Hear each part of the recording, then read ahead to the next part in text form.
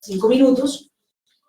Posteriormente voy a formular unas preguntas a nuestros panelistas, a Marcela, quien es académica, es profesora de la Facultad de Economía de la Universidad de los Andes, a Vivian, quien es abogada experta en Derecho al Acceso de la Información, y finalmente a Marcio, quien es secretario ejecutivo del CIAT.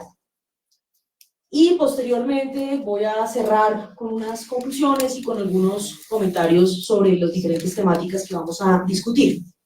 Entonces, básicamente, el conversatorio gira en torno a una tensión entre, por un lado, el derecho al acceso a la información pública, y dentro de esto, pues, la información tributaria y la información fiscal, a la cual además todos deberíamos tener acceso, y el derecho a la intimidad.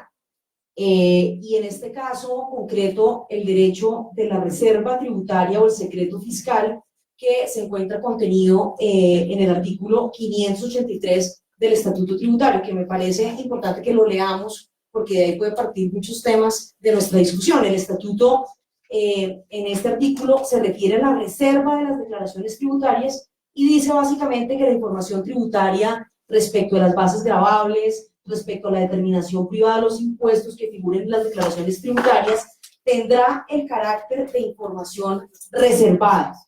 Por consiguiente, los funcionarios de la DIAN solo podrán utilizarla, que aquí me parece bastante amplio, para el control, recaudo, determinación, discusión y administración de los impuestos y para efecto de informaciones impersonales de estadística. Habría que discutir qué es eso de informaciones impersonales de estadística.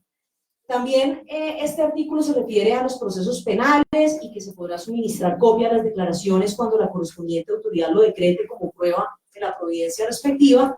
Y finalmente el último inciso de este artículo se refiere a el rol de los bancos y las demás entidades que están autorizados para recaudar impuestos y para recibir las declaraciones, que al conocer de estas informaciones deberán guardar la más absoluta reserva con relación a esta información. Sin embargo, existe todo un debate en el contexto internacional frente a el rol de la ciudadanía y de la academia frente a esta información, que nosotros quisiéramos conocer mejor la situación fiscal del país, las cifras, las estadísticas relativas a evasión, a cumplimiento tributario, a gasto tributario, que fue el tema desde todo el día de hoy, quiénes son los beneficiarios de los incentivos tributarios, entre otros. Entonces se ha discutido si sería pertinente tener una especie de veeduría ciudadana, pero obviamente pues hay unas restricciones que son esta reserva, que está definida además legalmente, y que quizás limitan un poco las acciones colectivas que frente a esta información se pueden acometer. Sin embargo, tenemos ejemplos cercanos en Costa Rica, por ejemplo, que existe una auditoría ciudadana que se denomina Territorios Seguros, que recientemente logró que el Tribunal Constitucional protegiera el derecho al acceso a la información pública de unos ciudadanos y ordenara además al Ministerio de Hacienda a entregar la lista de grandes contribuyentes que declaraban tener pérdidas o cero ganancias. Y, digamos, el Tribunal Constitucional sobre esta materia en Costa Rica plantea que, claro, que debería ser pública esta información, pues no versaba sobre aspectos tales como declaraciones de impuestos específicos, libros de contabilidad o comprobantes de pago, entre otros asuntos protegidos por el secreto tributario. Entonces, este diálogo, este conversatorio, la idea es que sea una conversación que esperamos sea muy fructífera entre, obviamente, las entidades que manejan esta información y las necesidades de la academia y de la ciudadanía en conocer más sobre estas estadísticas. Y todo lo anterior, pues pensando en mejores políticas tributarias para todos. Esa es básicamente la introducción y pues a continuación voy a formular las preguntas que esperamos que nuestros panelistas diserten sobre las mismas. A Marcela quisiéramos que ella nos contara un poco por qué es importante para la academia el acceso a la información tributaria y adicionalmente si es posible investigar protegiendo la reserva de los contribuyentes. Esa es como la primera pregunta. La segunda, a Marcio, desde las administraciones tributarias, ¿qué se puede hacer para mejorar el acceso a la información tributaria? ¿Cuál administración tributaria de la región va a la delantera? Es líder en los temas de acceso a la información. Y finalmente, a Vivian, en asuntos tributarios, qué debería ser público y qué no. Entonces, lo que vamos a hacer es darle 15 minutos a cada uno, empezando por Marcela. Bueno, mil gracias, Eleonora, y mil gracias sobre todo a los organizadores por organizar el panel y por invitarme. Este es uno de los temas que a mí me genera profundo interés. Así es que estoy muy, muy contenta de estar aquí. Evidentemente la pregunta de Eleonora sobre cuál es la necesidad de la academia de acceso a la información tributaria individual es una pregunta que tiene un montón de respuestas distintas dependiendo de los temas que interesen a distintos académicos y demás. Entonces, no hay una manera única de responderla, sino más bien lo que yo querría hacer es darles ejemplos de cosas para las cuales podemos necesitar. Y los ejemplos que escogí buscan de pronto abrir un poquito más la caja de la discusión, más allá de preguntas de pronto en las que es más evidente esa necesidad y donde de pronto son más evidentes las protuberantes contradicciones de las que estaba hablando Eleonora. Pues para darles un ejemplo de una de esas preguntas que sí es evidente y que sí claramente puede generar el tipo de tensiones de las que vienen hablando. Hay una investigación reciente de Juliana Londoño y otros investigadores que a partir de información tributaria unida con el tema de los papeles de Panamá, busca determinar en últimas una aproximación a cómo es realmente la distribución del ingreso en Colombia y cómo es la distribución de la riqueza en Colombia cuando tenemos en cuenta, digamos, estas grandes riquezas que de pronto no estamos efectivamente investigando. Eso evidentemente tendría una serie de impactos tributarios. Ese tipo de investigación ayuda a determinar, por ejemplo, cuál sería el impacto tributario fiscal al final, pero no solo fiscal, sino sobre la distribución del ingreso, sobre la distribución de la riqueza, de, por ejemplo, reformas tributarias que hagan tributar, por ejemplo, los grandes patrimonios, y a ese tipo de información, o a ese tipo de pregunta y ese tipo de investigación requeriría información de acceso a información individual sobre lo que la gente ya le dijo a la administración tributaria, adicionada a esta información externa que se viene a unir. Entonces, fíjense que eso requiere la información tributaria individual, un identificador para poder juntar eso con la información que está por fuera y poder decir este fulano es el mismo fulano de allá, y ahí evidentemente surgen muchas de estas tensiones. Ahora, la pregunta también es de evidente importancia, no para el investigador y para la academia, sino que es una pregunta de evidente importancia para la formulación de política pública y demás. Y entonces ahí es donde surge la pregunta, y me gustaría a mí refrasear un poquito la pregunta de Eleonora, no solo en términos de qué es lo que los académicos necesitan, sino qué preguntas podría iluminar la academia, que son de interés muy general y van mucho más allá de eso. Yo, ese tipo de ejemplos, digamos, abundan, pero no son el tipo de cosas en las que yo particularmente trabajo.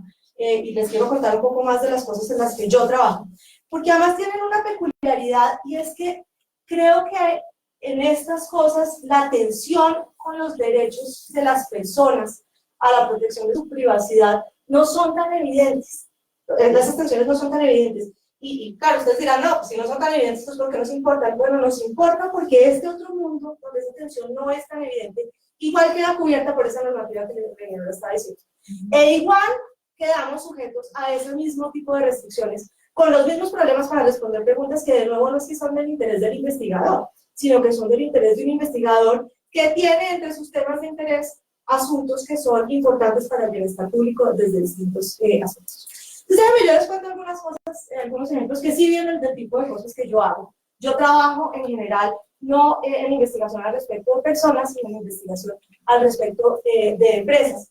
En cuanto las empresas son fundamentales, el sector productivo es fundamental para determinar la riqueza, también la distribución de ingresos y demás, otros elementos que son fundamentales para el bienestar de la gente. Entonces, ¿qué tipo de preguntas pueden importarnos de nuevo no solamente a los investigadores, sino en general al país y a la política pública cuando pensamos en empresas? Un elemento que es fundamental y solo de ver la correlación entre el desarrollo de los países y estos elementos es la estructura, lo hace evidente, es la estructura económica y la demografía de las empresas. Resulta que, por ejemplo, sabemos que los países ricos se caracterizan por tener menos concentración en empresas chiquiticas, menos concentración de empleos en empresas chiquiticas, por tener empresas que crecen mucho más rápido, por tener tasas de entrada y de salida de las empresas que son más dinámicas. De tal manera que entender dónde está el país de uno en ese contexto es fundamental para la formulación, por ejemplo, de política pública de desarrollo empresarial y para preguntarnos, hacernos preguntas en las que yo he estado muy metida, como por ejemplo, ¿vale la pena que fomentemos el emprendimiento? ¿Queremos que convertir a todo el mundo en un emprendedor o de pronto eso no es tan bueno?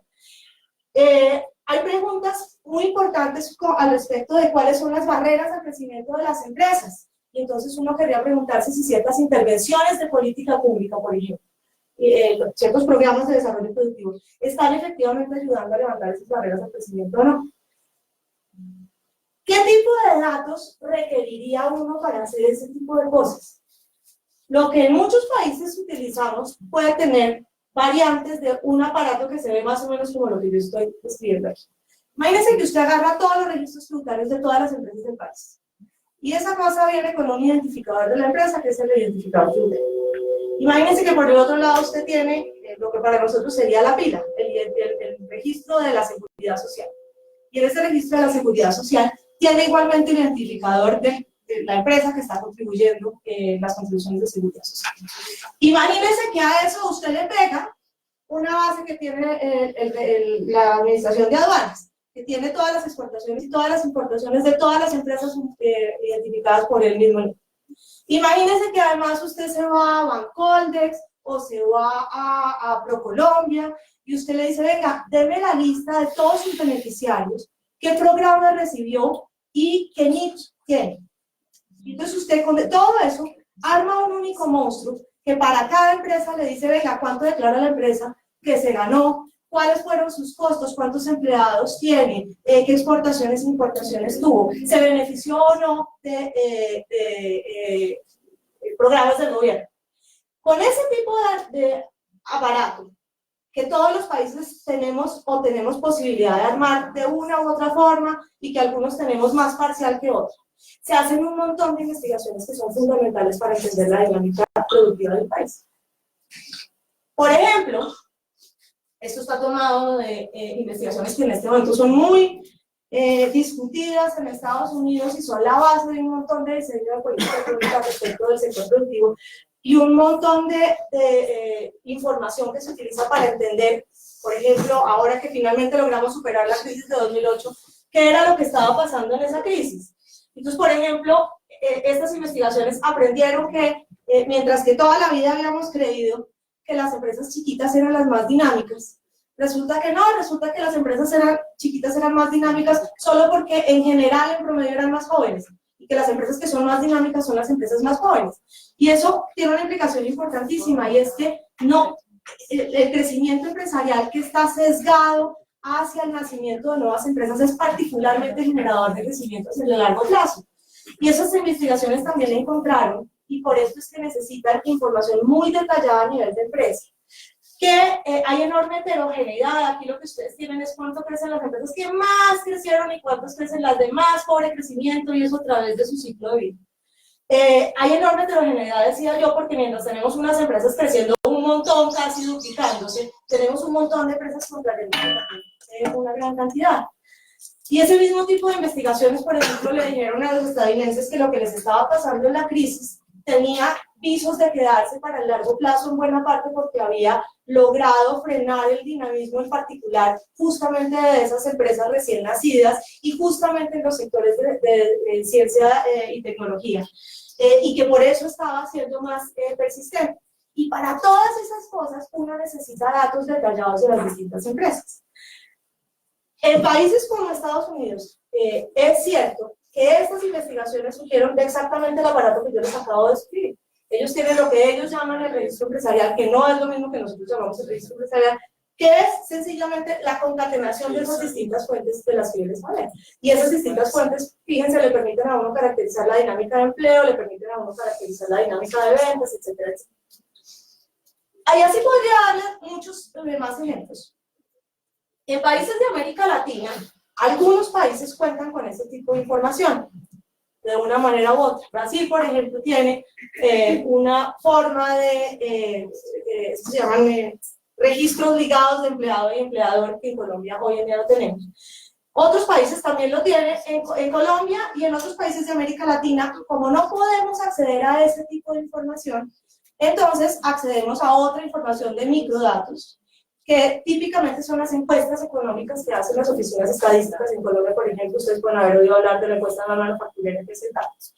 Y son maravillosos porque tienen un montón de detalles, pero no tienen una característica que solo podría tener una base que cubra a todo un gran pedazo de la economía. Y las bases que yo les describí cubren a todo el sector formal de la economía. Esa característica de no ser censales ni siquiera para un cierto sector de la economía hace que yo me quede con respuestas que son muy parciales. Por ejemplo, una cosa que nos interesa un montón es que tanto, les decía hace un rato, está concentrado el aparato productivo en empresas chiquiticas, empresas de 1 a 9 empleados. Bueno, en Colombia la encuesta de la manufacturera por diseño, y eso es cierto de casi todas las encuestas manufactureras que yo conozco en América Latina y en Europa, y en Estados Unidos también, empieza a cubrir empresas a partir de 10 empleados. Entonces, de esa fuente no podemos determinar este efecto que estamos hablando. Otro tipo de investigaciones que nos interesan un montón tiene que ver con el impacto de diferentes políticas. Les decía yo, les doy ejemplos de cosas que hemos hecho acá. Por ejemplo, nos hemos preguntado, cosas que yo he hecho, cuál es el impacto de recibir crédito de Bancoldes. Pero no solamente si le va mejor o no a la empresa, sino si eso le cambia, qué tipo de crédito recibe, y si desde el punto de vista de Bancoldes tiene más impacto cuando da crédito de largo plazo, de corto plazo, para inversión o no para inversión. ¿Qué tipo de datos necesitaría uno? Pues uno necesitaría, de nuevo, información individual de las empresas sobre su acceso a crédito. En Colombia eso sería la base del registro crediticio de la superfinanciera, que fíjense, se le puede añadir al monstruo del que yo hablé porque de nuevo tiene el NIT de cada una de las empresas. La información de los beneficiarios de Bancoldes, de nuevo, por ejemplo, la de AMPI, uno podría mezclar todas esas cosas y darse respuestas del estilo de no solamente cómo impactan estos distintos márgenes, producción, empleo, inversión y demás, sino si eso es porque mejoró el tipo de intermediario financiero, la tasa de interés, el plazo, el monto, etc. ¿Qué tiene que hacer un investigador que en Colombia quiere hacer eso? Perdón, acá. Tiene que poner a conversar unas entidades que tienen unas regulaciones como las que mencionó Eleonora, pero distintas para cada una de esas regulaciones, para cada una de esas entidades. Entonces, en mi caso, yo tenía que poner a conversar al DANE con Bancoldes, a Superfinanciera con Bancoldes y al DANE con Superfinanciera. Esto no es una investigación que yo me inventé porque este investigador tenía ese interés individual, no, esto es una cosa que el gobierno colombiano está interesado en evaluar. Y entonces el gobierno colombiano va y le dice al DANE de Superfinanciera, venga, conversen a ver si logran juntar estas dos bases para que este investigador pueda darnos respuesta. Respuesta nunca se logró. Yo tuve el subdirector del DANE yendo a sentarse con el superintendente financiero y nunca se pudo porque este tipo de regulaciones no permiten hacer esas inferencias. ¿Qué va a salir de esa investigación? Una cosa que se ve como esto. Y esta cosa que se ve como esto claramente no viola el derecho de nadie a nada. Pero para poder hacerlo yo tengo que hacer unos pasos que podrían tener el peligro de que yo, investigador, me dé cuenta de cuánto pagó tal empresa o cuánto pagó tal otra empresa. Y ante ese peligro, la respuesta que los colombianos nos damos es mejor no hacerlo. Aquí nosotros pudimos hacer este pedazo, pero nunca les voy a poder decir, si no junto esas dos bases, que parte del impacto en la inversión es porque la tasa de interés cae, o que parte del impacto en la inversión tiene que ver con el cambio en el plazo, por ejemplo, que es una cosa que uno pensaría. El impacto en la inversión depende de si me prestan a más largo plazo versus si solamente me prestan para capital de trabajo. Algo similar nos ha pasado, por ejemplo, estudiando el impacto de reducir los parafiscales, que es una pregunta fundamental. Hoy en día mucha gente sigue abogando porque reduzcamos más los costos salariales, no salariales, impuestos por la regulación. Y deberíamos poder saber qué impacto tiene eso. Bueno, para eso teníamos que juntar la pila con impuestos. Eso tampoco se pudo nunca, a pesar de que era el Ministerio de Hacienda el que estaba contratando esta cosa, hablando con el Ministro de Salud. Nunca se pudieron juntar esas dos bases, y dado que nunca se pudieron juntar esas dos bases, por ejemplo, encontramos que el efecto de reducir parafiscales era muy positivo, pero que no lo era en las empresas más grandotas. Y nunca pudimos respondernos si eso fue porque las empresas más grandotas no son elásticas a estos impuestos, cosa que implicaría que de pronto ya no es tan buena idea seguir bajando los parafiscales porque las más grandes generadoras de empleo no reaccionan. O si era porque esa reforma en particular financió la reducción de los parafiscales con un aumento de impuestos a la renta corporativa a través de reducción de exenciones. Y nunca pudimos respondernos esa pregunta porque no teníamos acceso a esos datos. Entonces, todo esto para decir, hay un montón de información, hay un montón de cosas que podríamos hacer, que son de interés de la política pública, que nos importan para definir si seguimos haciendo estos programas o cómo los definimos o no, que no son posibles porque la norma nos dice es sencillamente no se puede entregar la información individual de alguien para que un investigador o alguien externo lo haga. Déjenme decirles también, Eleonora mencionó la ciudadanía y la academia, pero de nuevo yo les acabo de dar ejemplos en que no es solamente la ciudadanía y la academia la que no puede acceder, es el Estado mismo el que no puede acceder, porque la información está en cabeza del uno o está en cabeza del otro. Entonces, yo con todo esto quiero resaltar la importancia de cosas que podríamos hacer teniendo acceso a estos datos. Y luego la pregunta que sigue es, y entonces es, o acceso a esos datos y esas investigaciones tan importantes, o protección de la privacidad. Y yo creo que esa es una falsa dicotomía en la que nos hemos metido. Porque no es lo uno o lo otro, y el hecho de que en un montón de países se hayan encontrado cómo manejar esta situación, implica que la pregunta es más bien, ¿cómo lo hacemos de manera tal que podamos proteger la información que es sensible, pero al mismo tiempo no le prohibamos al país hacerse a unas investigaciones que son importantes para la determinación incluso de su política pública? Y las formas son de todo tipo. Para empezar, las formas de acceso no tienen que ser absolutamente uniformes. No tienen que ser que es que entonces hoy nos dicen a todos que podemos acceder a toda la información, porque va a depender mucho de los usos. Si, por ejemplo, la pregunta es fiscalizar, ¿hasta dónde necesito yo la información individual de cada quien o hasta dónde lo que necesito son algunas formas de agregación? Si esa es la pregunta de fiscalización ciudadana. Si la pregunta es del tipo que yo les planteé, no hay posibilidad alguna de responderla excepto con los datos fundamentales. Pero eso quiere decir que va a haber solo unos fulanos y solo para algunos usos que alguien debería estar en capacidad de juzgar si son o no suficientemente convenientes para el país, por ejemplo. Para los cuales habría acceso. Y de nuevo, esto no es una cosa que yo estoy aquí diciendo a la loca, sino que eso funciona de esa manera. Cuando yo les describí la base gringa, de nuevo es lo que ellos llaman en su registro empresarial, esa base gringa lo que tiene está en el DANE de Estados Unidos, en el Census Bureau, y hay un grupo de expertos allá que reciben las propuestas de investigadores y las juzgan sobre su valor para el país o su valor para el census, la capacidad del investigador para efectivamente llevar a cabo esa investigación y entregar el valor que eso tiene para el país.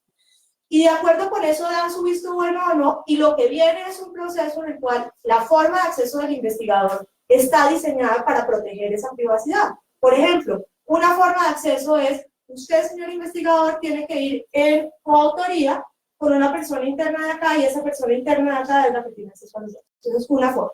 Esa misma entidad tiene una segunda forma, que dice, venga, usted puede entrar acá, pero entonces usted tiene que pasar por un proceso de evaluación, de compromiso, y usted queda aquí sujeto a una serie de penalidades, que son algunas incluso, una serie de sanciones que algunas son incluso de la índole penal, si usted llega a hacer mal uso de esta información. Esa misma entidad, para esa misma base de datos, tiene una tercera forma de acceso distinta, que dice, venga, si usted no pasa estas cosas o no necesita todos estos detalles, le vamos a colgar en internet una base de datos de mentiras, falsa, perdón, pero que se parece a la base de datos de verdad. Y se parece porque genera los mismos promedios, genera los mismos agregados, pero no le da la información de cada quien. Y entonces yo lo que estoy describiendo es una cosa que tiene diferentes niveles de acceso para diferentes necesidades y para diferentes tipos de usuario, que busca precisamente conciliar el objetivo de tener acceso a la información con el objetivo de proteger la privacidad, y que sujeta a las personas que efectivamente acaban usando esos datos de alta sensibilidad, como somos algunos investigadores que trabajamos con microdatos, a unos estándares muy altos ex ante, los evalúa ex ante, y unos estándares muy altos ex post. Sin embargo, me clavan una sanción que puede ser pecuniaria o también podría ser incluso hasta de índole. Eso entonces es como lo que yo quería dejar planteado de esa otra posibilidad. Perfecto. Muchas gracias, Marcela. Marcio. Yo no preparé ningún PowerPoint.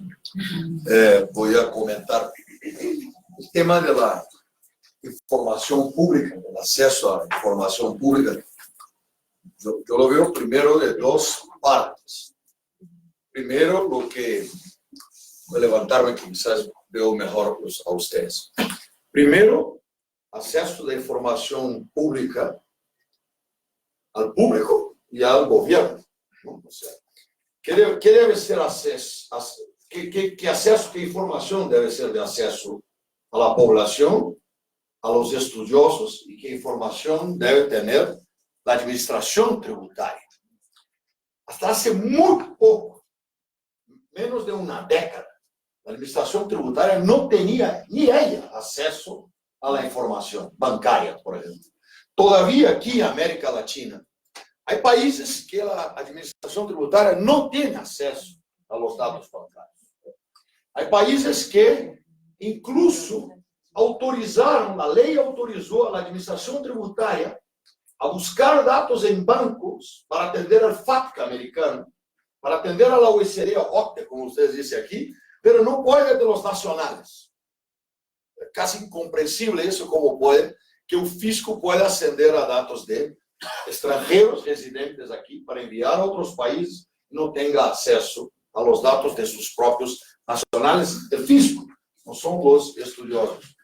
Yo sufrí mucho con datos con mis amigos de la Fundación Getúlio Vargas, de la Universidad de São Paulo, todos, porque yo era quien preparaba mucho los datos que divulgábamos, ¿no? Y era un problema inmenso, porque yo no podía publicar, a veces, de un sector, porque era un sector de monopolio. Si le estaba dando la información de ese sector, estaba dando la información de una empresa, ¿no? Entonces, la responsabilidad de quien trabaja con el dato es inmensa, porque un dato, el fisco puede divulgar cualquier cosa, quizás, menos un dato de un contribuyente. Eso es complicadísimo, ¿no? Vamos a dar un paso atrás, porque quiero mencionar de la revolución que estamos viviendo. Yo nunca imaginé que íbamos a ver esta revolución que hoy tuvimos, favorable al fisco. Después llegamos a los estudiosos. Hace pocos años, las administraciones tributarias, la única información que tenían era la que tú presentabas. Entonces nosotros te obligábamos a presentar una declaración que se llama la autodeclaración, porque yo no tenía otra información, solo la que tú presentabas. Entonces yo hacía un cotejo con lo que tú habías presentado en otros años, tentando encontrar alguna diferencia, algo que yo pudiera, pero casi era muy difícil porque no tenía otros datos para comparar. La primera evolución que hubo en los fiscos de información fueron los sistemas de withholding tax, de retención del impuesto en la fuente. Ahí empezamos a recibir datos, no los que tú presentabas, pero los que tú presentabas, pero cada uno que hacía un agente de retención, que hacía una retención cuando te pagabas por una clase que tú ministrabas por la noche, o por acciones que vendía en la bolsa, o por todo tipo de retenciones que tuvimos en muchos países de impuesto a la renta y IVA también. Entonces nosotros comparábamos la información que el contribuyente presentó con las de retención. El tercer gran avance que los países de América Latina alcanzaron, además de la retención, primero fue generalizar la retención al máximo posible. Todos son agentes de retención y tienen que dar esa información al fisco. La tercera gran información fue cuando tuvimos acceso, por ejemplo, a tarjetas de crédito. Yo tuve enfrentamientos con el presidente de Credit Card, de Amex, Eu disse, pero o que tu estás ocultando? E não é a intimidade do consumidor. Eu digo, não é a intimidade, porque eu não quero saber em que ele está gastando o seu dinheiro. Eu quero saber quanto ele está gastando pela tarjeta de crédito. Salió uma lei, aí vou falar no caso do Brasil, e já agora está em muitíssimos países da região, o acesso às empresas de tarjeta de crédito terem que informar aos fiscos quanto pagou às empresas. Ou seja, tu vas a um restaurante e compras, paga com tu tarjeta. Agora a administradora de tarjetas de crédito informa quanto pagou a esta empresa. Para que vocês tenham uma ideia, milhares de empresas, não são 100, milhares de empresas em Brasil que se declaravam inativas, recebiam mais de $1 milhão em tarjetas de crédito. E pessoas que se declaravam exentos apresentavam gastos de $100 mil ao ano, isso milhares de brasileiros. Então, começamos a contar com informações de tarjetas de créditos. Hoje, fisco, para contestar a pergunta, os fiscos da região que estão mais adelantados, Argentina, Brasil, Chile, são os líderes, podemos dizer, têm informação não só da movimentação financeira de tu conta bancária, sem que tenha que um juez autorizar. Pode ir e ver quanto movimentou um contribuinte e todas as outras informações que vêm de compras de veículos de luxo, gastos com escolas. Tu tens exento, pero paga escola de medicina a 2 filhos. Gastos com hospitais, com planos de saúde, compras de propriedade, todos os notários têm que informar o fisco. Então, hoje o fisco, que há 30 anos só tinha tu declaração, depois com as retenções, hoje o fisco tem todas as informações de uma pessoa natural, falando, e de empresas, a maioria. Qual foi a revolução? É que agora, com o Fórum Global de Intercâmbio de Informações, recebemos também de nossos cidadãos de mais de 100 países do mundo. Eu nunca imaginei que isso ia passar. Então, em Argentina, a FIP recebe todos os saldos bancários de los argentinos alrededor do mundo. Isso nos levou a hora que o fisco tem todos os dados para montar tu declaração. Por isso aí surge uma outra coisa, que será a grande revolução na administração tributária, porque agora é uma exigência de um acto de cidadania, que se eu tenho todos os dados, por que tenho que obrigar que tu sigas apresentando a declaração? Eu te la tenho que enviar. É a declaração chamada pré-hecha ou pré-llenada, que já é uma realidade em muitíssimos países, em lo que se refere a pessoas naturales. Em el caso del IVA, é a mesma coisa. Chile é o primeiro país do mundo e único. Equador começou a ser algo assim também, mas não em amplitude que está sendo Chile. Está apresentando a declaração de IVA, porque todo se vende, se compra com fatura eletrônica. Não há faturas nominais. Se eu sei todo que vendiste, todo que compraste, eu calculo tu débito e crédito, porque o sistema permite, quando tem uma fatura que foi cancelada e tal, todo se dá.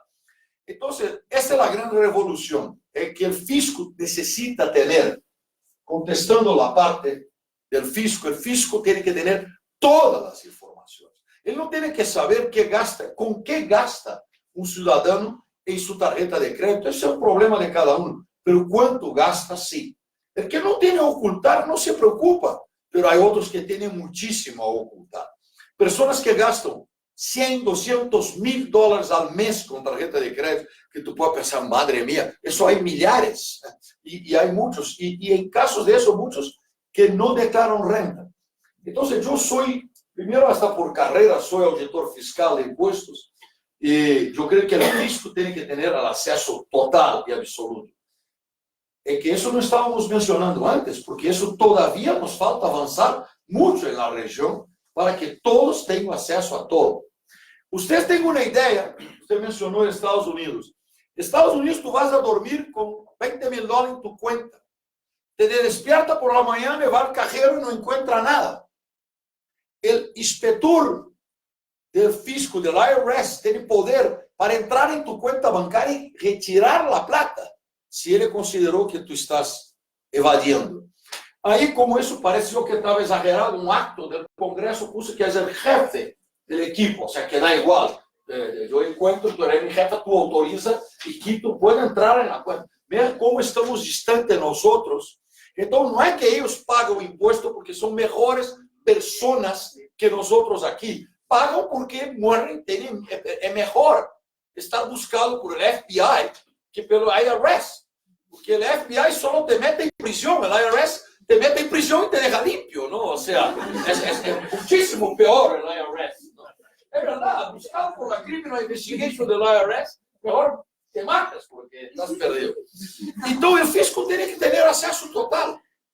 Porque uno pode comer, para quê? Tem as empresas, muitíssimas informações estão públicas todas, porque são as empresas cotadas em bolsa que têm outro tipo de obrigação, que estão sus balances, só não está su maior, su diário maior, pelos estados financeiros, incluso as notas explicativas, todas são públicas, não? Então, para o fisco, toda a informação não é suficiente. Toda e qualquer informação. Agora, tu pode dizer, o fisco necessita isso? Se não tem informação, o fisco não pode atuar com sua plenitude. Agora, isso não quer dizer que a informação está acessível a qualquer auditor. Tu tens que justificar um acesso. Por quê? Por que fuiste a ver quanto tem Shakira, que é colombiana? Que curiosidade é esta? Isso é motivo de penalidade gravíssima. Tu não podes, nem que seja do fisco, tu podes querer ver uma declaração que não esteja em tu quehacer do dia a dia. Respeito aos acessos à sociedade, aos estudiosos, eu, em teoria, sou favorável ao máximo nível de informação, mas declaração individual, eu não passaria jamais, me opongo totalmente. Porque uma declaração de renda personal é algo que todos têm direito de dizer, minha declaração, não quero que nadie la vea. Tu sabes, esse tipo tem um filho fora do matrimônio, e milhares têm, que nem a mulher do homem sabe, ou a mulher tem outro filho. Claro, tu pagas nós chamamos pensão a um filho que tu mulher não sabe que tu tens. Porque alguém te obrigou na justiça, tu estás pagando, e todos têm direito a saber isso. Ou seja, dados de declaração personal, eu não passaria jamais a nenhum estudioso, porque não há necessidade. Nadie me vai convencer que necessita a declaração de uma pessoa. Se queremos dados de médicos, podemos consolidar todos os médicos e comparar a categoria de los médicos do país com os jueces. Isso, por lo menos em Brasil, nós publicamos e já dá problemas. Eu tive grandes problemas porque quando publiquei as categorias, quanto ganhava em Brasil, saiu que os notários, que nós chamamos donos de cartórios, sim, os notários, eram os que mais ganhavam dinheiro em Brasil.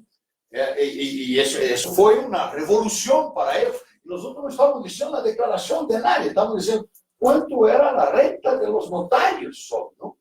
Então, pero o dado individual de uma pessoa natural, eu creio que tem que ser um secreto para outros. Agora, dados de empresas, aí já é um pouco diferente. Eu creio que sim, devemos divulgar ao máximo, com o máximo nível de detalhes por setor para os estudiosos, porque eles necessitam essas informações. O tema é como consolidar, ¿no? Pero as empresas abertas estão obrigadas já a publicar, pero o tema são as empresas cerradas, ¿no? Eu creio que devemos trabalhar dados por grupos de setores, por classificação econômica, com o mais elevado nível que se pueda permitir a los usuários. Vou concluir dizendo o seguinte: les invito, que não está aberto ao público isso, pero lá adiante, em acesso, nós vamos a liberar ao público. Em si hicimos o que se chama TIP, disponibilidad de información pública. Yo ahora pido venia porque no estoy seguro si hay alguna cosa de la JIP que esté disponible en nuestro sitio web. Pero tanto nos preocupa eso que empezamos a buscar ¿y qué informaciones son públicas? Y creamos un grupo de trabajo y fuimos profundizando y nos hemos dado cuenta que hay muchísima información que está disponible que las personas no tienen ni idea. Hay países que no divulgan, tú no puedes saber ni si la persona tiene un NIT, un número de identificación tributaria. ¿Sabe cómo un fisco brasileño, se quiere saber si Márcio Verde tiene un número de identificación tributaria en Colombia?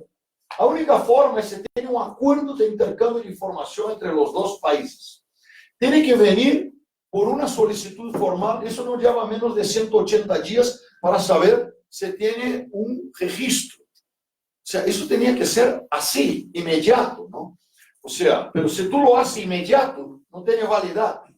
Tú puedes llamar al colega del otro amigo y preguntar, y te dice que tiene, no lo puede usar. Entonces, la revolución fue que hoy el intercambio de informaciones a nivel mundial. Lo que falta ahora a los países es capacidad de usar esta información. Capacidad de usar. Hemos avanzado muchísimo. La media de los países creció en el uso de la información. Muchos los que sufren hoy es que tienen tanta información y no tienen un conocimiento de sistemas de gestión de riesgo para usar la información de forma a beneficiar los buenos contribuyentes y encontrar los malos contribuyentes. A los que no son del fisco, te digo, si tú tienes 10 millones de contribuyentes y tú vas a auditar 20,000, si tú no haces con un sistema muy efectivo de selección de contribuyentes, puede que tú vayas a generar un problema, un costo a 20,000 buenos contribuyentes. Entonces, tú tienes que seleccionar. Todos los seleccionados casi tienen que tener algo a explicarse. Porque tú tienes que facilitar la vida de los buenos y complicar al máximo, dar una sensación de que te vamos a detectar y te vamos a punir feo. Entonces, eso solo se hace con información. Toda la información al fisco es poca. A los encuestadores, yo creo que debemos facilitar al máximo, pero no declaración individual. Yo creo que debemos limitar a los grupos de sectores y de profesionales con el máximo nivel de detalle. No es un tema de oponerse, es un tema de secreto, ¿no? Hay mucha información que todos sabemos, cada uno sabe las suyas, que a veces no podemos compartir. Gracias. Gracias. Bien, pues yo creo que me voy a parar desde un lugar muy distinto del de Mario. Me voy a situar como ciudadana para tratar de contestar esa pregunta sobre qué debería ser público y qué no, para la ciudadana o el ciudadano normal. Para ello, mi presentación la voy a dividir en dos partes. En la primera parte voy a mostrar un poco la evolución de los bienes y los derechos que están en tensión aquí en esta necesidad de acceder a la información tributaria, y luego pasar a una posible solución que ha dado la normativa colombiana y la mexicana para disolver esa tensión que existe entre distintos derechos. Entonces, me voy a poner en un lugar distinto porque a mí sí me interesa saber cómo contribuye Shakira en su pago de impuestos a que el Estado funcione. Y es que precisamente lo que hay detrás de todo esto, para mí como ciudadana, es ¿por qué estamos pagando impuestos? Estamos pagando porque el recaudo de los impuestos sirve para muchas cosas. Me corregirán aquí todos los tributaristas y economistas que tengo cerca, pero en principio a mí como ciudadana me interesa porque sirve para gastos, para bienes y servicios públicos, por un lado, y por otro lado porque sirve para la redistribución de los ingresos. Para cuando donde haya mucho, los que ganan mucho paguen un impuesto y ese impuesto sirva después para los que no han tenido la oportunidad ni la posibilidad de ganar los mismos ingresos que esas otras personas. En el caso colombiano, por ejemplo, el Gini, que es un coeficiente que mide la distribución de los ingresos y de la riqueza, antes de impuestos y transferencias es 0,53, después es 0,52. ¿Por qué? Que hace que realmente los impuestos que se han recaudado y se hayan las transferencias después no sirvan para que el Estado colombiano tenga una mejor distribución. A mí como ciudadana me interesa saber eso y me interesa que haya una transparencia al respecto. Y por eso promuevo que haya un mayor acceso a esa información. Eso además me permite hacerle seguimiento al fisco para saber si el fisco realmente está cumpliendo con su política y si está recaudando los dineros como los tiene que recaudar, si está haciendo las condonaciones y las amnistías como lo tiene que hacer. Me permite que se visibilice mayor justicia, porque los que tienen más deben pagar más y puede que no lo estén haciendo. Me interesa también que haya mayor confianza y mayor legitimidad en las instituciones y solamente si como ciudadana yo puedo revisar el funcionamiento de, por ejemplo, la DIAN en el caso colombiano, podré saber si realmente le debo otorgar mayor confianza a la DIAN o no. Podremos saber por dónde se está escurriendo el dinero en general. Esa es como la pregunta por la cual yo como ciudadana quiero saber. Quiero acceder a información tributaria. Ahora, ¿qué debe ser público y qué no? Para ello me metí en la evolución del secreto fiscal, que en el caso colombiano es como desde los años 60, en el 61, en la reforma de Lleras Camargo, nació en un decreto legislativo. Fíjense que todas las normas que han creado en Colombia el secreto fiscal han sido decretos del gobierno. No han sido leyes discutidas en el Congreso. Entonces, no hay antecedentes legislativos para saber qué es lo que han discutido los padres de la patria de por qué es importante proteger esta información tributaria. Fueron decisiones de gobierno. En el caso de Lleras Camargo, había una misión de la CEPAL que consideró que era importante para el recaudo, que hubiera un cierto secreto, pero yo realmente no he podido entender detrás, en el caso colombiano, por lo menos detrás de ese secreto, ¿qué es lo que hay? Porque si al mismo tiempo analizo el sistema tributario, por ejemplo, noruego, desde 1882 es público. Toda la información de los contribuyentes noruegos es pública. Y si miramos el danés, el de Finlandia, no sé si es desde 1882, pero en la actualidad hay acceso a la información del vecino. Cuánto paga de impuestos el vecino, cuánto gana, y cuánto le descuentan, y cuánto le perdonan. Todo eso es público. Entonces, ¿qué hay en la cultura, en la sociedad nuestra? Porque en el caso nuestro se parece mucho el brasilero, el del Ecuador, el del Perú, que no hay en otras sociedades y que no hay esa necesidad de proteger. Curiosamente, en esas otras sociedades, el índice de percepción de corrupción es mucho menor y el Gini, además, cambia abruptamente antes y después de impuestos. Entonces eso hace que nosotros tengamos que pegarle un mordisco a esas cifras que hay en las autoridades tributarias. Entonces esa es la evolución como del secreto fiscal que todavía no tiene para mí una explicación tan válida. De pronto porque soy barranquillera y los barranquilleros no conocemos mucho de la intimidad, dejamos las puertas abiertas, las ventanas abiertas, pero ahí la intimidad para mí no es tan clara. Ahora, en el caso, luego hay otros derechos que podrían justificar ese secreto fiscal, como por ejemplo el habeas data, que es un derecho que nació en el caso colombiano desde la Constitución del 91, un poco como para proteger los datos en los que se le está haciendo tratamiento digital. El habeas data nació en la Constitución del 91 y en el caso colombiano, curiosamente, nació para proteger sobre todo cuando salían los datos cuando la información de deudores morosos se hacía pública. Salió sobre todo para proteger deudores morosos. En otros países nació para proteger otras situaciones. fue reconocido en la Constitución del 91 y luego se crearon dos leyes estatutarias que son muy importantes para proteger los datos personales. En el 2008, el dato financiero, y en el 2012, ya el dato personal en términos generales. ¿Qué es un dato personal o el habeas data? Es una definición súper amplia, que es un dato asociado a una persona, es decir, todo.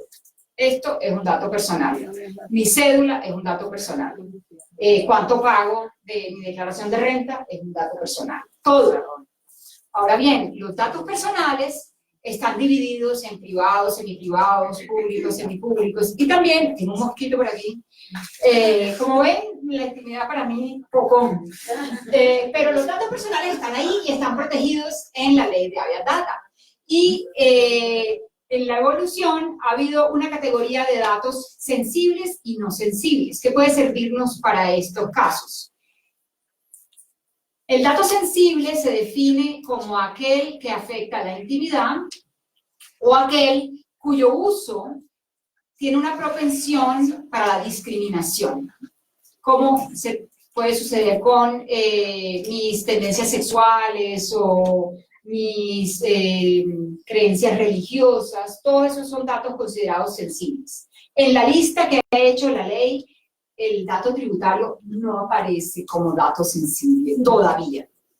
Hasta ahí, como un sector de la balanza, que es la intimidad, el secreto fiscal y los datos personales sensibles. Del otro lado de la balanza está el derecho de acceso a la información pública, que es un derecho joven, que nació, digamos, está en la Constitución, en el caso colombiano, en la Constitución del 91 y ya en muchas constituciones de la región, pero así como con un reconocimiento flagrante y con fuerza, fue en el 2006, en una decisión de la Corte Interamericana que se conoce como Clot Reyes contra el Estado chileno.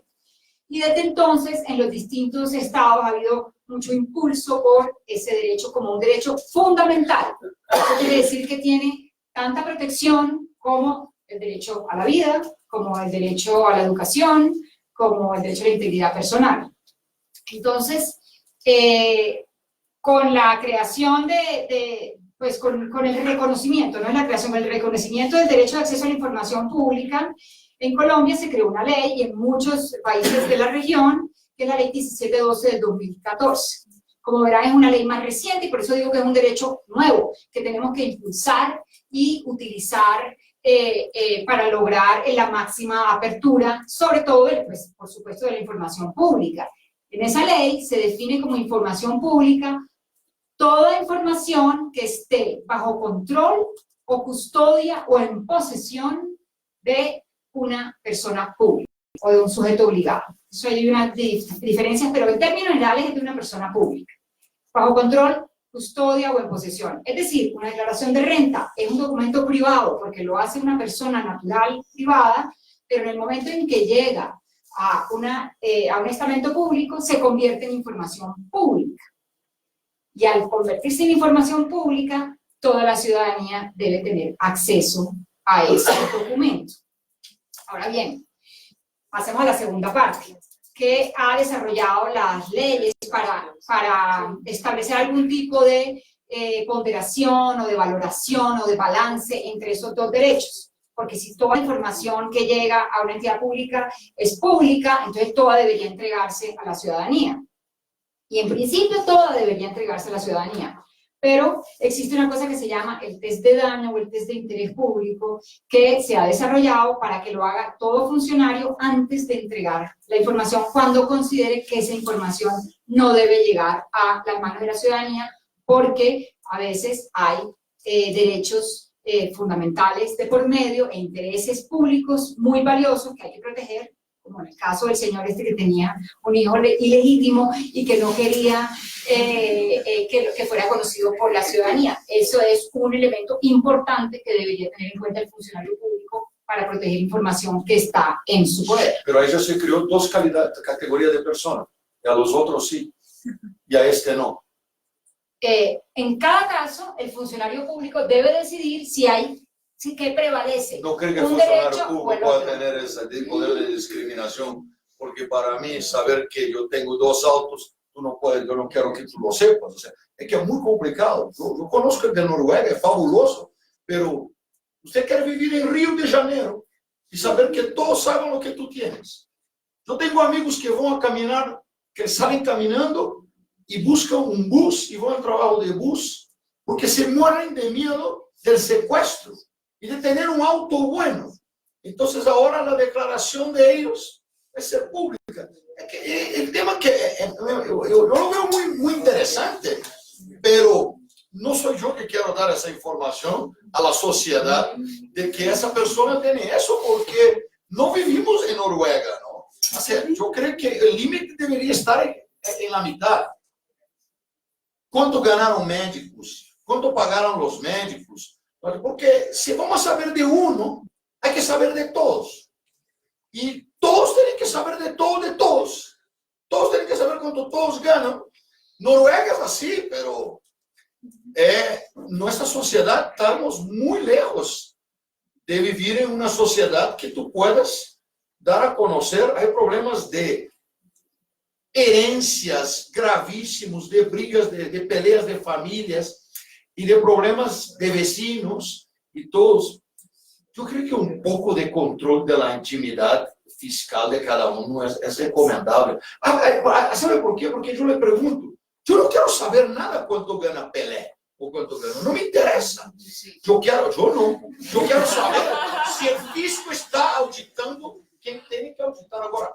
Yo tenía acceso a cualquier brasileño, a cualquier.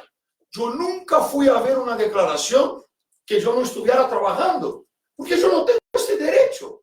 ¿Por qué quiero saber cuánto ganó el otro y qué tiene el otro? Si yo no estoy auditando a él, no estoy haciendo un trabajo. No, es una actividad muy... Un elemento adicional para la discusión al respecto de si quiero el dato de una persona o no. Vivian dice que yo sí quiero saber si Shakira la está amarrando para decirle al disco, usted lo está monitoreando. Marcio dice de pronto no. Pero hay otro elemento que hace que yo necesite saberlo de cada persona, aún si no me interesa ni Shakira ni Pelé. Y ese elemento es todo aquello para lo cual yo necesito entender la heterogeneidad que hay en la sociedad. Entonces, ahorita Vivian decía el Gini. Pero el Gini nos habla de cuánto tiene el más rico, el que le sigue, y no me interesa si el más rico se llama... Yo sé calcular el Gini. Tú no necesitas saber declaración de ninguna persona para calcular el Gini. Pero individual. eso, no, sí necesitas tener, no necesitas tener la cédula de esa persona para hacerlo, pero necesitas tener el número de cada persona, necesitas tener todos y cada uno de los puntos de la distribución. De manera similar para los ejemplos que yo estaba dando, no me interesa si la empresa se llama A o B, pero necesito saber si una empresa que fue beneficiaria de un programa del gobierno le va mejor que a las otras. Y para eso no me pueden simplemente dar el dato de cómo les fue en general a las manufactureras o a las de una subindustria particular. Entonces, eso para decir de nuevo, creo que es incluso más complejo que simplemente si sí quiero perseguir a una persona individual o no, porque aún si no quiero perseguir a una persona o a una empresa, por distintas razones yo puedo necesitar los datos detallados de cada quien, así no sea para referirme a esa persona en particular. Entonces creo que ese elemento le pone otro grado de complejidad adicional a la cosa.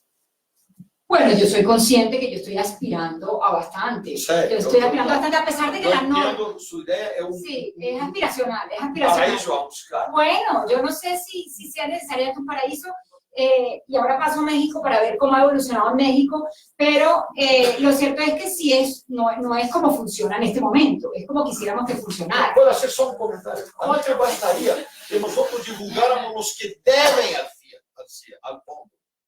Ni la lista de deudores es pública. Esta pudiera. Bueno. ¿Sabe por qué no es pública? Hasta que no transitó en juzgado, puede que la persona no tenga una deuda. El país México publica todos los que deben al fisco. Bien, pues yo quiero referirme a tu mencionar a la seguridad, a la preocupación de la seguridad, que es una preocupación legítima, que siempre nos alegan a nosotros en De Justicia le solicitamos generalmente a los congresistas, a los funcionarios públicos, le solicitamos que nos entreguen sus declaraciones de bienes y rentas, y en ocasiones sus declaraciones de renta, porque queremos hacer un escrutinio público sobre si realmente ellos, el dinero que están recibiendo, pues se refleja en sus declaraciones de renta. Hay unos congresistas que las han entregado sin ningún problema, hay unos congresistas que han alegado que su problema es de seguridad y para ello ya el Estado les ha respondido, los jueces de la República les han respondido que el Estado tiene que ofrecerles las garantías de seguridad y que por esa razón no puede evitar que se cumpla con la participación democrática de la ciudadanía para hacer el escrutinio público. Sobre todo, hasta ahora hemos llegado hasta funcionarios públicos, congresistas, que tienen un régimen de intimidad menos protegido que el de la ciudadanía común y corriente. Estoy de acuerdo, estoy de acuerdo. Algo, ya pero vamos avanzando. Todo funcionario público, pero no tiene que ser pública. Yo tengo que entregar mi declaración y para estar allá, para si necesito verificar, pero no que esté colgada ahí en ese metro, ¿cómo se llama el metro aquí? El pagar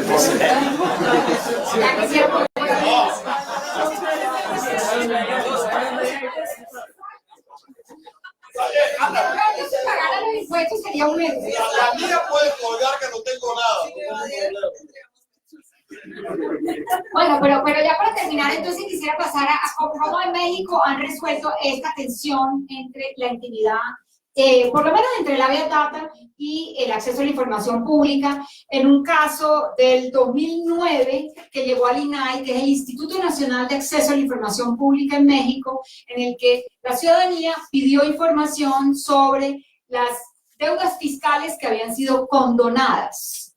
Y ahí está un poco más relacionado con lo que tú estás diciendo, quienes le debían al fisco y el fisco decidió perdonarles, y eso como para poder evaluar esa política pública, si funciona o si le están perdonando esas deudas solamente como efecto del clientelismo, porque son amigos, o etcétera. Entonces alguien quería hacerle seguimiento a eso.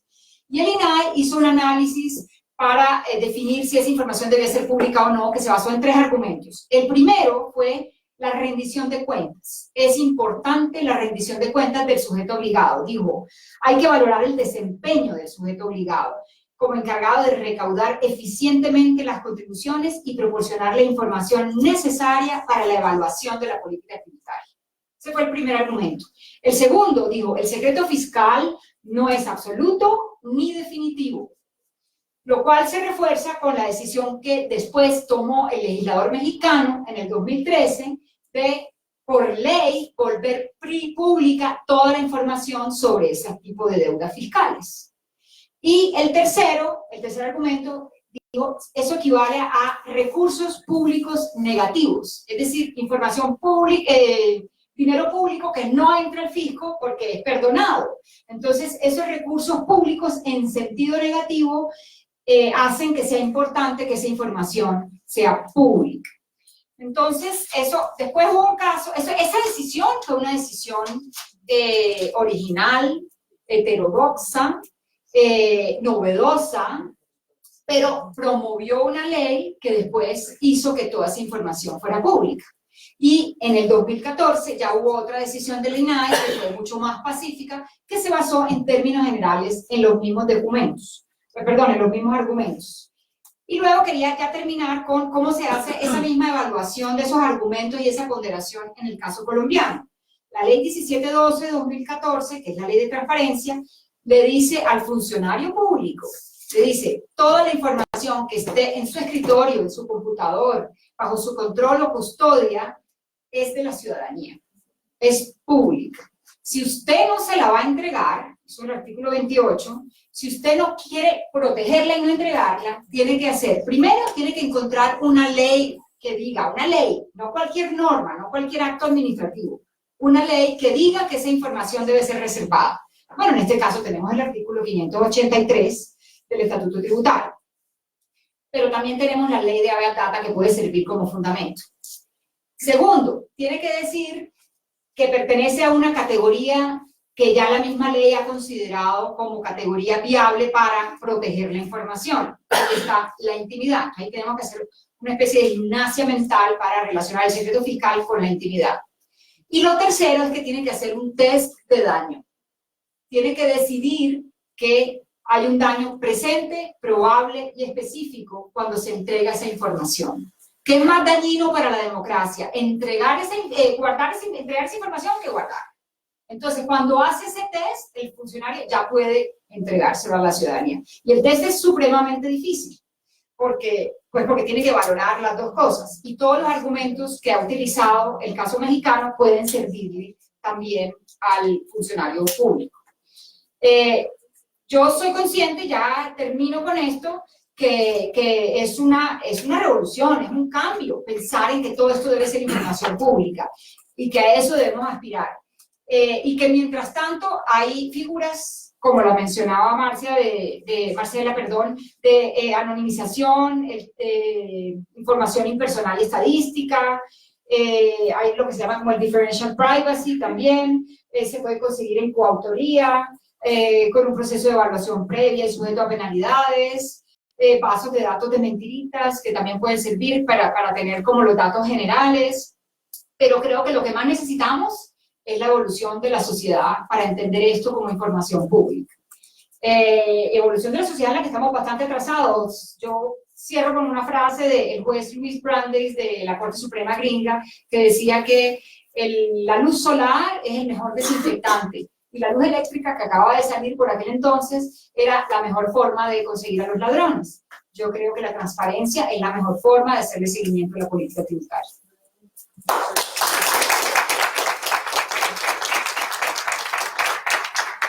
Bueno, después de este cierre de vida me queda difícil concluir, pero bueno, yo creo que hemos aprendido mucho desde la perspectiva del académico, pero no dejando de lado que todo esto es también para la mejor política pública.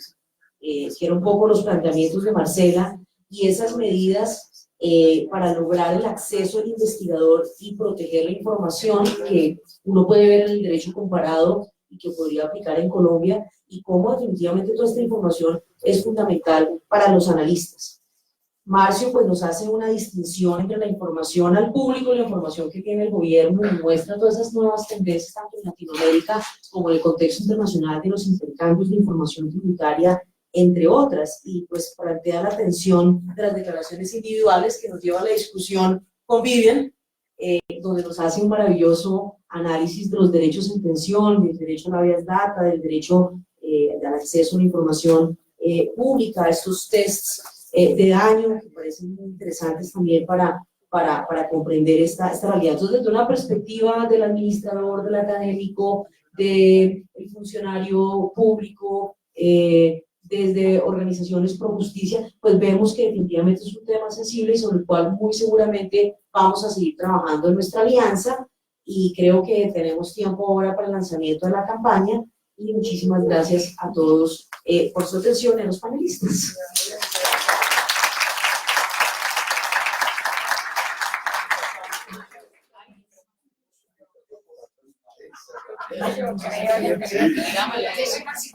Sí, no.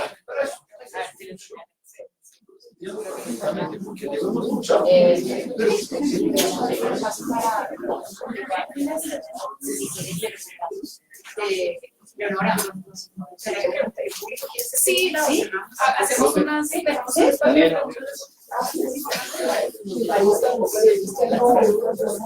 pregunta fácil. Ahora. Ya había cerrado divinamente. Como se sabe, dos preguntas. Sí, Un comentario. que no sean difíciles. sobre todo para esas alturas de la noche. ¿Alguien tiene comentarios, preguntas?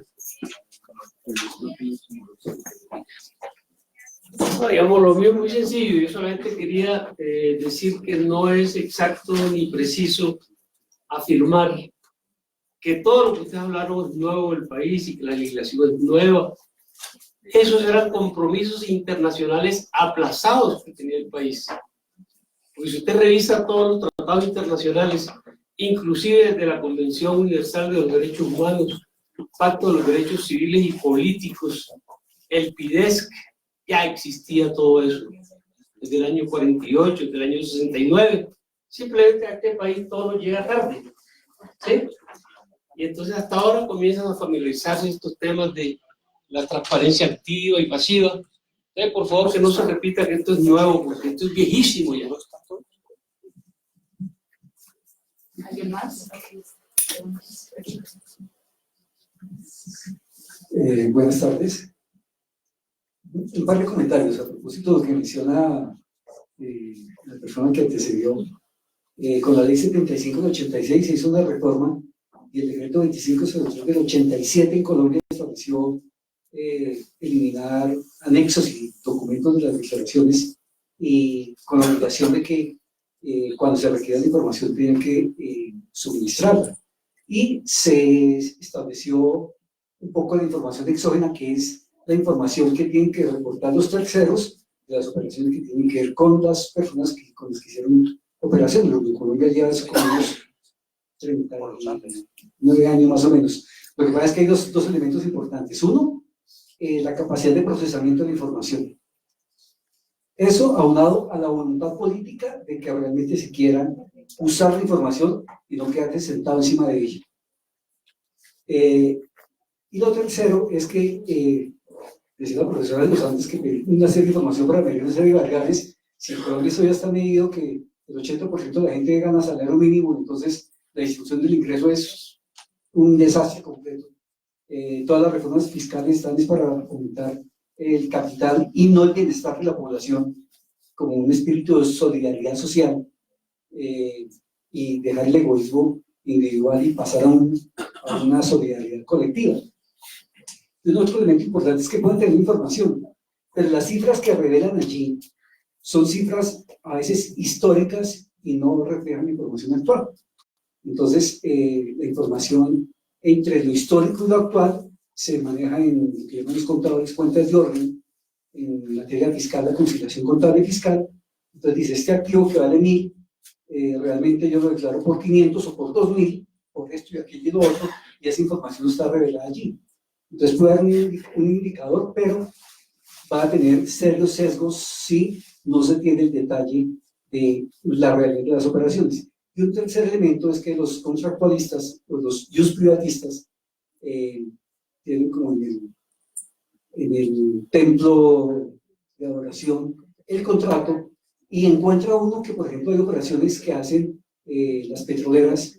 Entonces compran un pozo petrolero, una concesión en $10 millones, y en los 2 o 3 años sin mayor inversión se lo venden a un vinculado en $115 millones, pero esa información no está por ningún lado.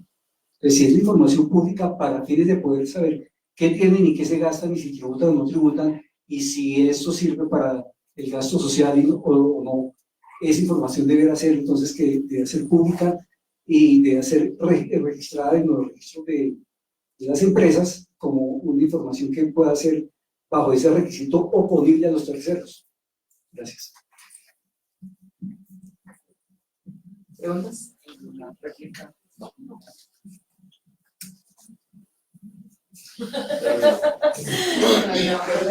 Buenas tardes. Yo tengo un par de comentarios en la institucionalidad que en este momento se está desarrollando en Colombia. Hay un par de proyectos de ley que están avanzando para crear una comisión auditora de beneficios tributarios, y hay un ambiente en el Congreso de la República para poder introducir una nueva serie de reformas que traten de ampliar los rangos de transparencia en la información presupuestal. Y adicional a ello, la oficina, el Congreso el Congreso de la República de Colombia, hoy cuenta con una oficina asesora presupuestal que, a diferencia de lo que ocurría o de lo que ocurre hasta el momento, va a facilitar que el Congreso de la República haga mucho más control sobre las variables fiscales. La pregunta sería muy concreta, digamos, un poco pasando de los planteamientos conceptuales que se han expuesto acá. ¿Cuál sería el mecanismo para poder integrar nuevas dinámicas de transparencia de la información fiscal en este nuevo contexto y en este nuevo escenario? Quizás en las experiencias de los países que ustedes han estudiado, en otras experiencias internacionales, ¿existe ya algún nivel de sistemas de rendición de cuentas de obligatoriedad instauradas en ley o en constitución sobre los gastos tributarios y en general sobre la forma en que se distribuyen los impuestos en un país?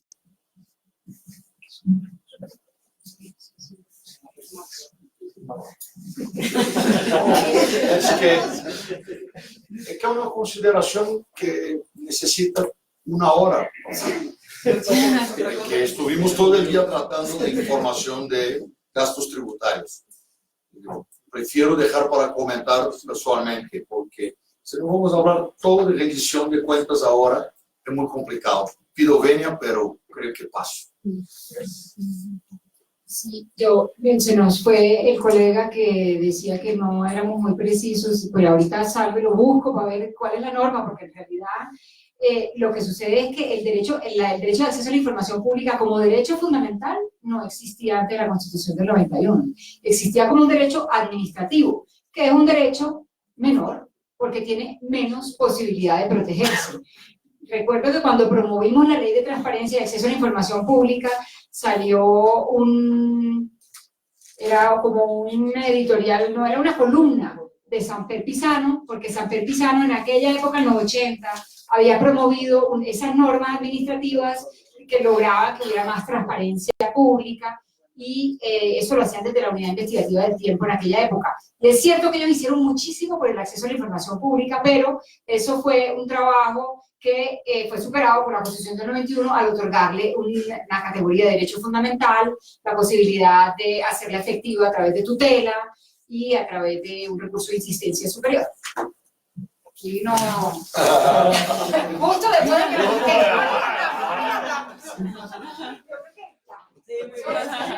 Gracias.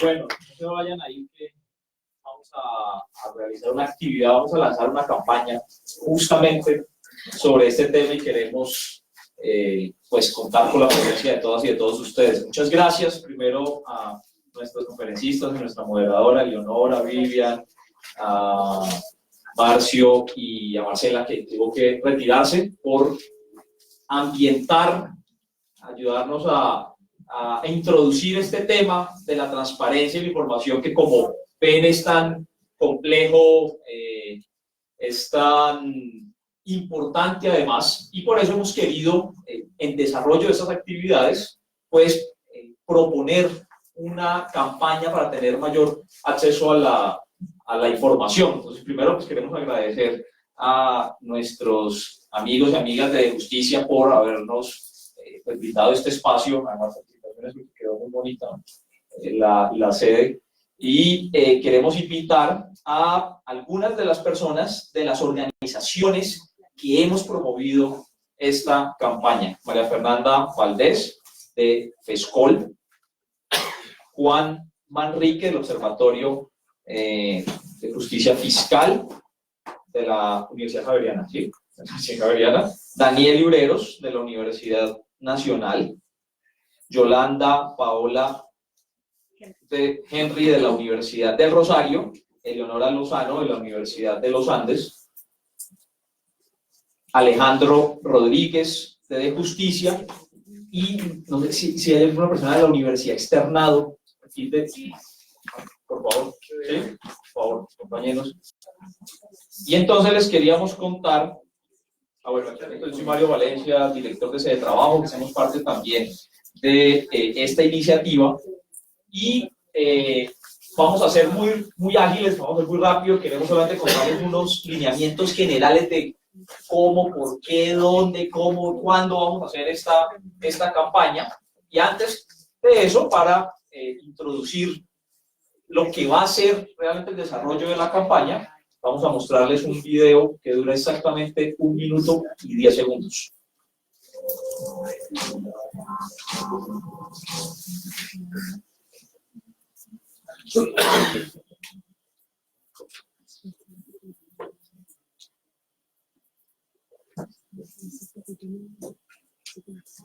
Los aspectos positivos que le dan a los ciudadanos por parte de los ciudadanos.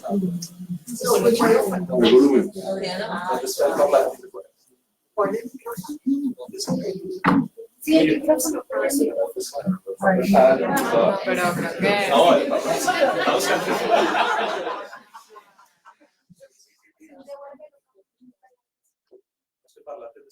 Está buscando el parlante.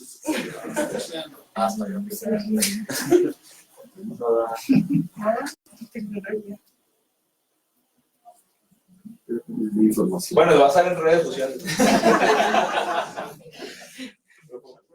Pongámonos que se oiga un poquito.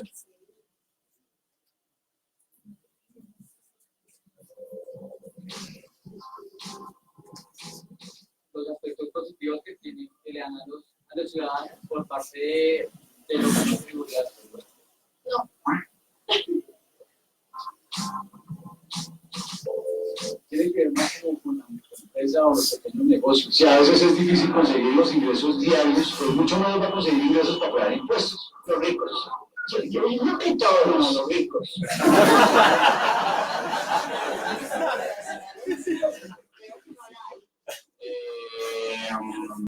No, que las cuentas sean claras y que lo que uno presente, pues realmente no tenga ningún problema. Millones de miles de millones de pesos. Millones. No, y mucho menos las multinacionales extranjeras. Creo que no, que los impuestos no están repartidos como equitativamente, que no siempre los que ganan más pagan más.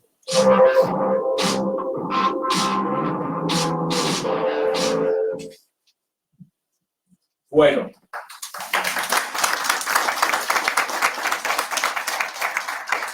Estamos transmitiendo por las redes de Justicia y le invitamos a las personas que nos acompañan, a nuestros invitados internacionales y a los invitados nacionales. Estamos en redes sociales también trilando y publicando en Facebook con el numeral Quiero Saber, para que nos acompañen en esta noche con ese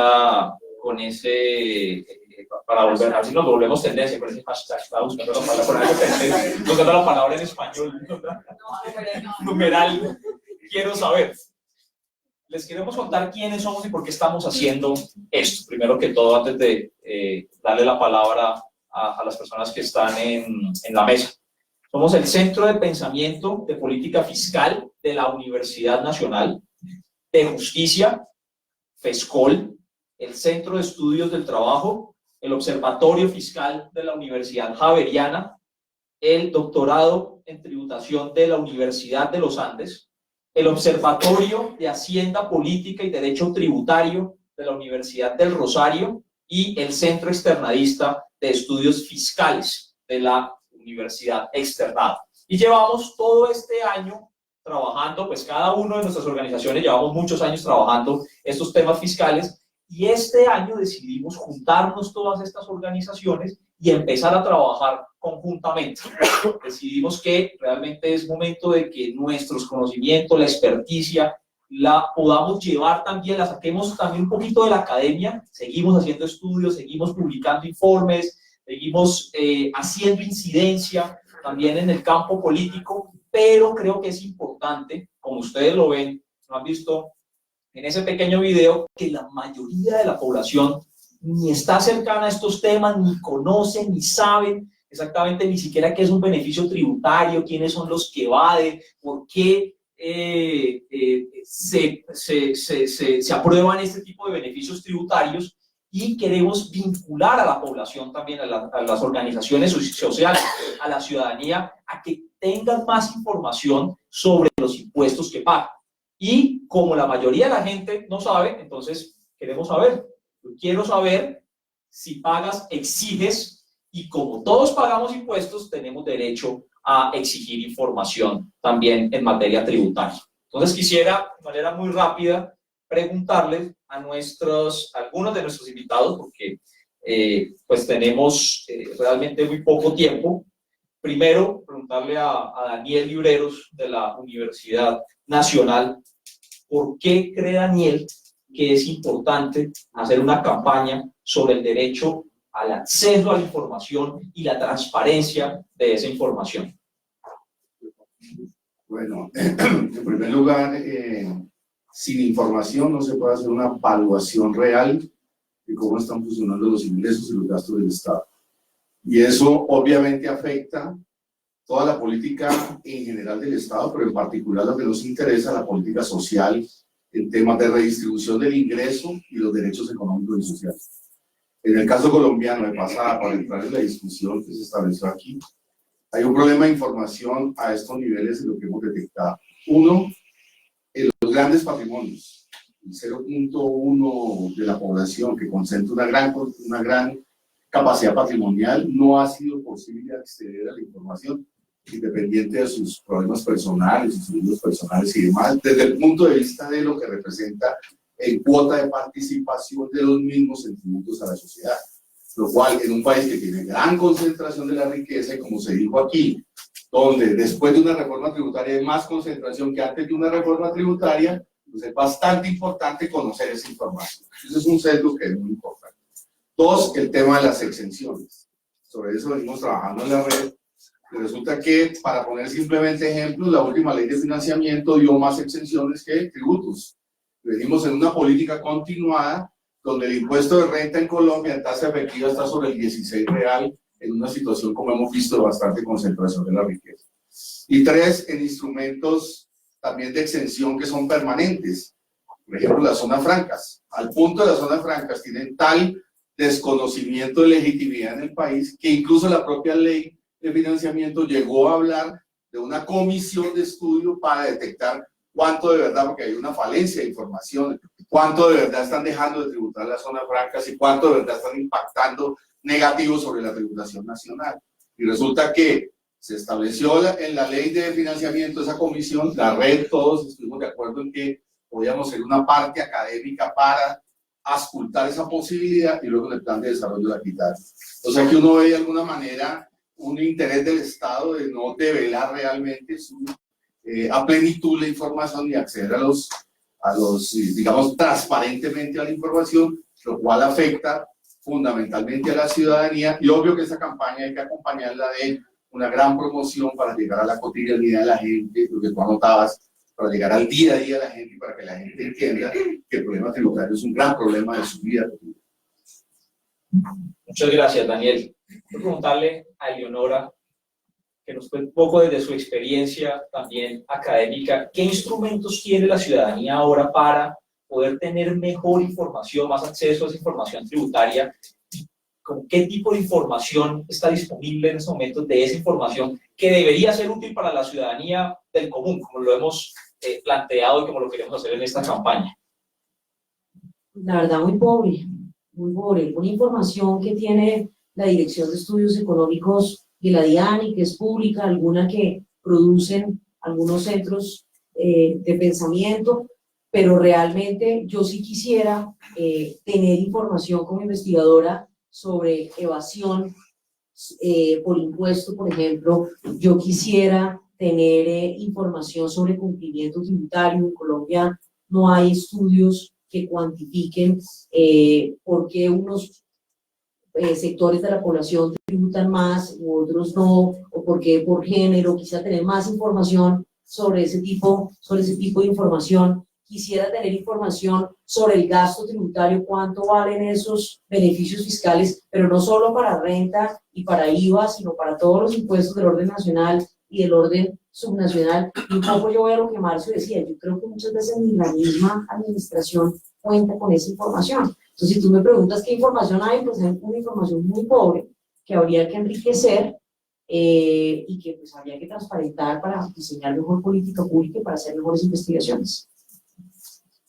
Gracias, Eleonora. En ese sentido, María Fernanda, ¿cuál es el tipo de información que estamos buscando, que queremos descubrir, que queremos exigir como contribuyentes a las diferentes autoridades que se publique, que se haga pública, que se transparente? Bueno, hay mucha información que uno podría exigir, pero nosotros somos organizaciones, no organizaciones, la mayoría son universidades. Entonces, basado en eso, hemos hecho como ahí las organizaciones han pedido el tipo de información que ellos necesitan.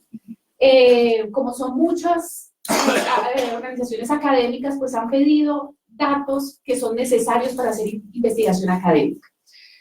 En primer lugar, hemos pedido el tema de los beneficios tributarios, hemos pedido información clara sobre beneficios tributarios, el costo y también los beneficiarios.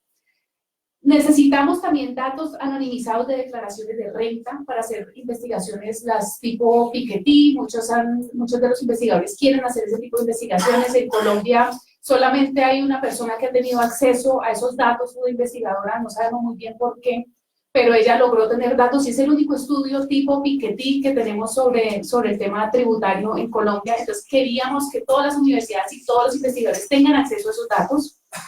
Queremos también revelación de sanciones a empresas y personas evasoras. Algo así comentaba Marcio ahorita en la presentación, lo importante que es tener esa revelación de quiénes son las personas que están evadiendo y quiénes son las empresas que están evadiendo. Eso se supone que es un delito y es el único delito de que nadie tiene información sobre quién está incumpliendo la ley, ¿no? Y sería muy importante para nosotros. Y lo último, nosotros desde la FES hemos hecho un esfuerzo muy grande de tratar de transversalizar el tema de género en las discusiones tributarias. Eso no ha sido sencillo, pero los que estudian temas tributarios saben que no es difícil imaginarse que los sistemas tributarios, por estar ahí metido todas las cuestiones de poder, pues tienden a discriminar a mujeres. No solamente en las discusiones tributarias no hay mujeres, aquí creo que hay unas, aquí esto es una excepción, pero en la mayoría de las discusiones tributarias no hay mujeres, y en las leyes hay una cosa que se llama los sesgos de género, es decir, las leyes discriminan de cierta forma contra las mujeres. Entonces nosotros lo que queremos es pedir una casilla de género en las declaraciones de renta.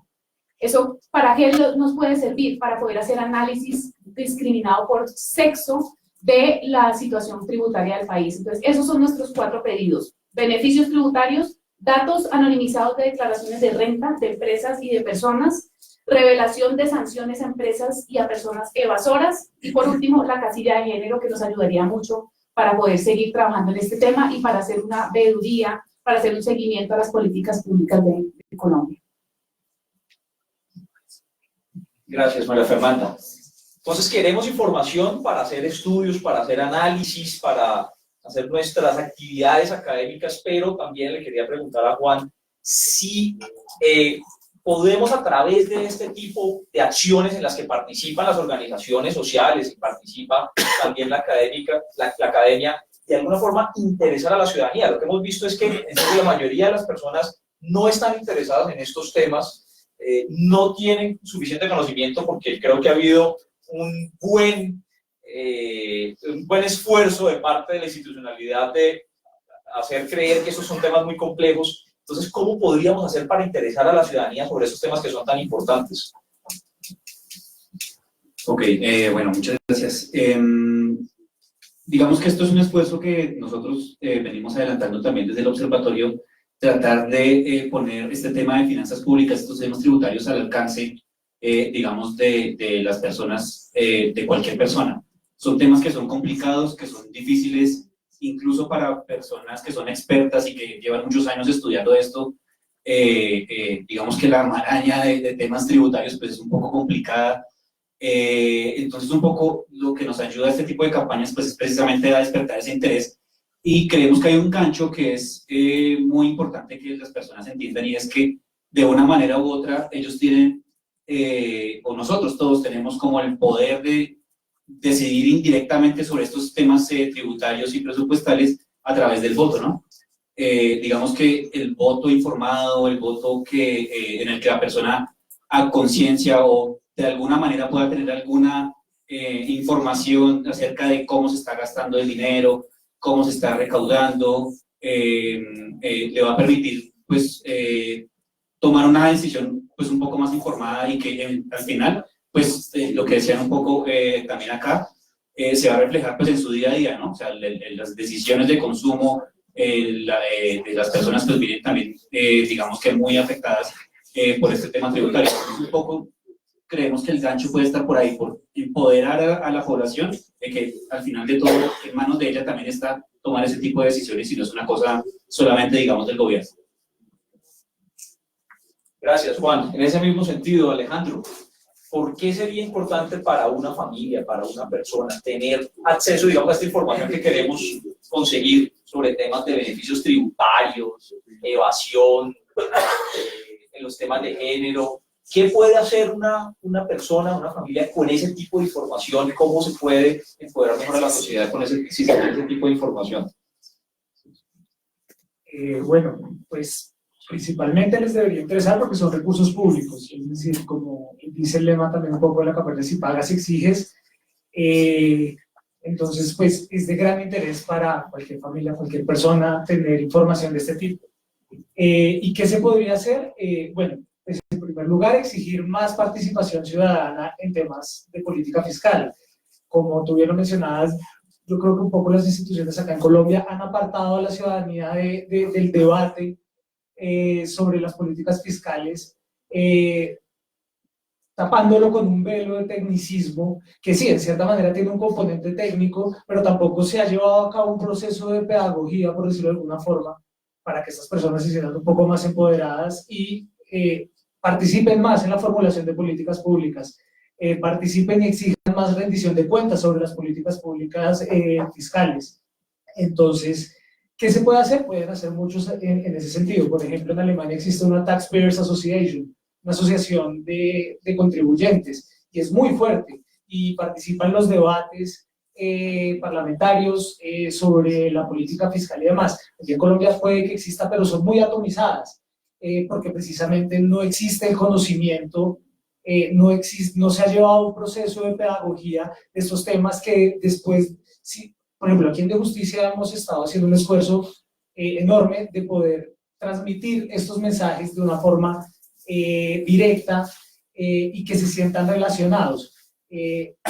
A partir de eso, ya estas asociaciones de contribuyentes, por ejemplo, pueden exigir participación en debates sobre políticas tributarias, sobre transparencia del presupuesto general de la Nación.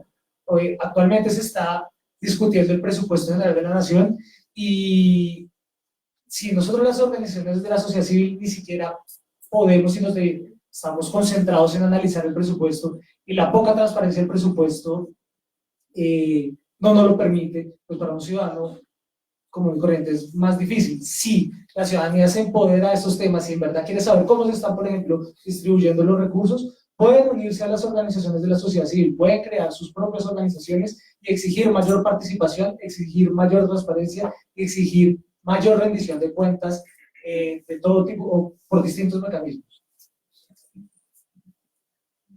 Gracias, Alejandro. Y finalmente quisiera preguntarles a Yolanda y Andrés, también desde su trabajo en la academia, si ustedes consideran que si lográramos el propósito que se ha planteado esta campaña que iniciamos en el día de hoy, de tener más acceso a la información, mejor información, más transparencia de esos datos, con esa información y con los análisis que podamos hacer, con más empoderamiento de la ciudadanía, ¿ustedes creen que se lograrían algunas transformaciones en términos de políticas públicas, en términos de tener más herramientas para hacer incidencia? ¿Cómo lo están viendo ustedes desde sus universidades? Bueno, muchas gracias. Yo creo que lo primero que hay que decir es que la ciudadanía es la forma de control más efectiva al gobierno. Entonces, de esta forma evitamos no solo la corrupción, sino la eficaz distribución de los recursos, como hemos hablado a lo largo del día, y cómo es efectivo el gasto en la medida de las necesidades de la población. Claro, si logramos con esta campaña hacer que todas las personas sean conscientes que la información en materia tributaria nos impacta a cada uno de nosotros, no solo la academia, no solo los que tratamos temas tributarios o a funcionarios públicos, logramos un mejor control y un control efectivo realmente de lo que está pasando con los recursos públicos, como bien lo habíamos dicho. Muchas gracias.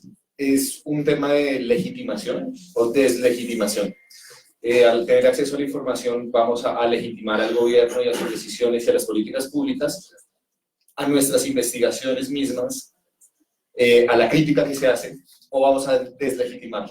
Sin esa información pues será imposible vamos a hacer el juicio adecuado y quedaremos en un plan de buenas intenciones. Creo que es necesaria la información y gracias por el esfuerzo también de todos los participantes. No, muchísimas gracias a todas y a todos ustedes, las organizaciones que emprendemos en el día de hoy esta campaña. Tenemos un reto enorme y es que no se quede solamente en el ámbito académico, que es supremamente importante, sino que estas organizaciones, este compromiso de las organizaciones, lo podamos realmente aprovechar para vincular al movimiento social, a la ciudadanía, a las organizaciones sociales, al movimiento estudiantil, al movimiento agrario, porque realmente para ellos es que necesitamos esta información. Muchas de las reivindicaciones justas de las organizaciones sociales tienen que ver con las exigencias que se le hacen al gobierno nacional por más recursos para atender las diferentes necesidades sociales del país. Y la respuesta del gobierno siempre es: no hay recursos. Lo que en una buena medida queremos con esto es mostrarles, empoderar a esas organizaciones sociales y decirles: mire, aquí están los recursos. Aquí están los recursos para que sea una herramienta también para los movimientos sociales poder hacer su trabajo.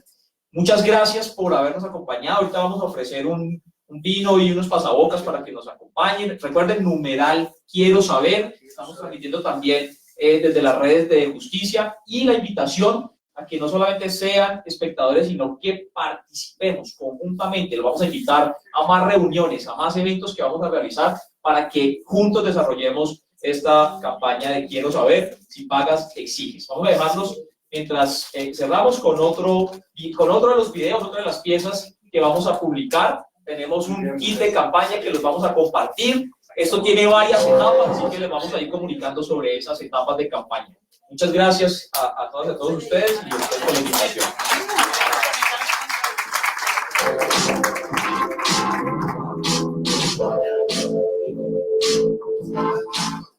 Pues hace poco había leído que perdemos aproximadamente entre el 10 al 12% del PIB.